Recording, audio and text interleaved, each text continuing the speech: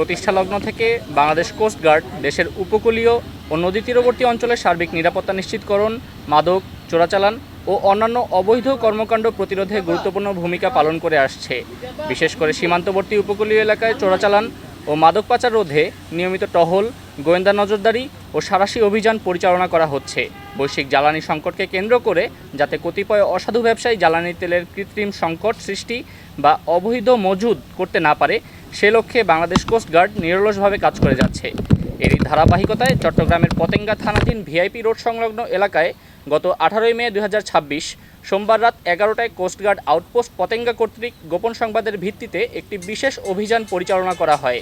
অভিযান চলাকালীন উক্ত এলাকায় অবৈধভাবে বিক্রয়ের উদ্দেশ্যে মজুদকৃত তেলের গোপন আস্তানায় তল্লাশি চালিয়ে আনুমানিক 23,35,000 টাকা মূল্যের 7,000 litre jet fuel, 6,000 litre diesel, 1500 litre octane এবং উক্ত জ্বালানি তেল বহনে ব্যবহৃত একটি ট্রাক ঘটনাস্থল থেকে জব্দ করা হয়।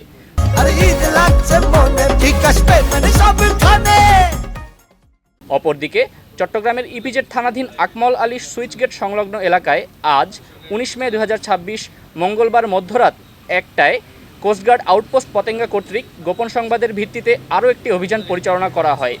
অভিযান চলাকালীন উক্ত ঘাট সংলগ্ন এলাকায় তল্লাশি চালিয়ে বাজারজাতকরণের উদ্দেশ্যে জাহাজ থেকে অবৈধভাবে খালাসকৃত প্রায় 9 লক্ষ টাকা মূল্যের 5,000 লিটার ভোজ্য তেল, সয়াবিন জব্দ করা হয়। দুটি অভিযানেই আভিযানিক দলের উপস্থিতি টের পেয়ে চোরাকারবারিরা পালিয়ে যাওয়ায় কাউকে আটক করা সম্ভব হয়নি।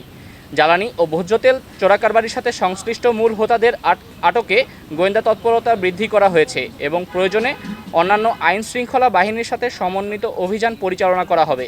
জব্দকৃত জ্বালানি ও ভোজ্য তেল এবং ট্রাকের পরবর্তী আইনানুগ ব্যবস্থা গ্রহণের কার্যক্রম প্রক্রিয়াধীন রয়েছে। চোরাকারবারি রোধে কোস্টগার্ড ভবিষ্যতেও এ ধরনের অভিযান অব্যাহত রাখবে।